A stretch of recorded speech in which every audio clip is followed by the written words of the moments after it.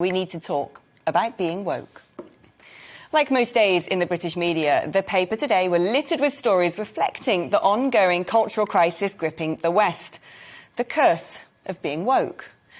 It sounds rather innocuous, one of those modern terms that older generations struggle to comprehend. A typical intergenerational conundrum, reflective of changing times, cultural development, and the natural evolution of maxims and morals. Indeed, from one era to the next, societies across the globe have metamorphosed, leaving the out of touch in a state of bewilderment over shifting semantics, beliefs and fashions. Today is no different.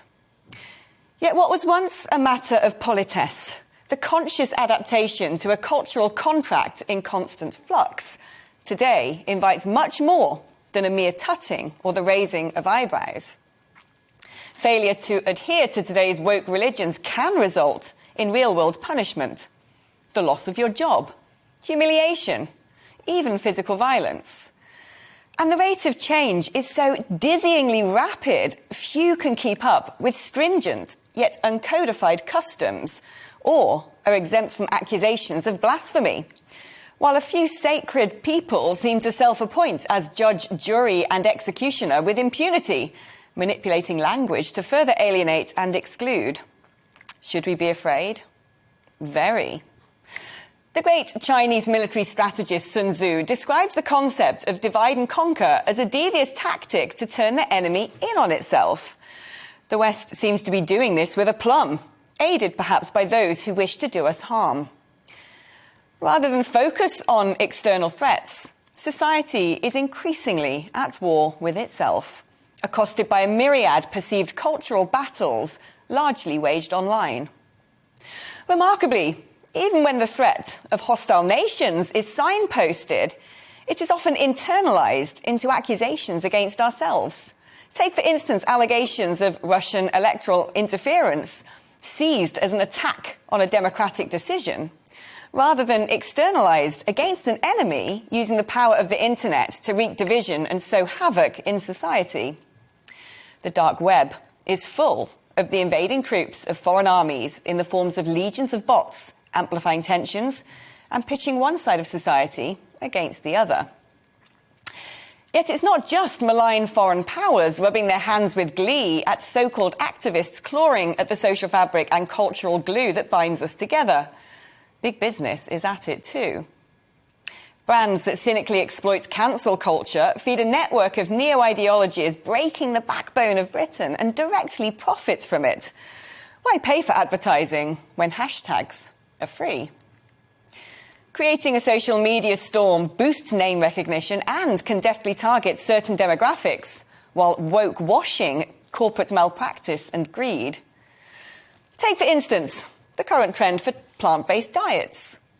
How convenient that just as the world is waking up to the dangers of ultra-processed food and the devastation of natural habitats through intense farming, along comes a dietary craze that clothes itself in the narratives of environmentalism and well-being, conveniently served as a cuisine few can prepare in their own kitchens. As palm oil plantations grow and ready meals laden with sugars and salts purport to be healthy and sustainable, instead of having to afford meat and dairy, manufacturers can flog nutritionally bankrupt food for even bigger profit margins while feigning social righteousness as the consumer gets fatter and high-emitting factories line the pockets of multinationals. Despite cries of go woke, go broke from some consumers, big business knows all too well that boycotts and principles are often abandoned at the checkout queues and are well worth the promotional noise that they create. Meanwhile, some claim the culture wars themselves are a fabricated distraction by the very people often on the receiving end of their malice. To borrow a term so prevalent among the so-called woke brigade, it is the very definition of gaslighting. But be on the receiving end of a pseudo-moral hate campaign, and you could lose your livelihood and even have your life put at risk. All the while, the curse of intersectionality has created, it seems, a hierarchy of rights, oppressing other sections of society. The prioritisation of trans issues is seeing some women's rights under attack. And just as girls are being stabbed with syringes in nightclubs and rape culture is sweeping through schools, there's a clamour for unisex toilets, while things such as porn and promiscuity are promoted as some kind of basic freedom. Just as the pandemic exposed how obesity is costing millions of lives globally, fat shaming has become a new form of abuse. Just as the Taliban take over Afghanistan and ISIS sharpen their tools once again, protecting Islam from offence arguably enables extremism to propagate. Even a cursory audit of wokery points to an invisible blob that wants to see you sexless, genderless, fat, afraid, mentally ill, slavishly compliant, blindly militant, hating your country, obsessed with sex, denied basic freedoms, self-flagellating, censorious, confused, and torn from your community through a nihilistic obsession with individuality and identity. Today, we need to talk about being woke.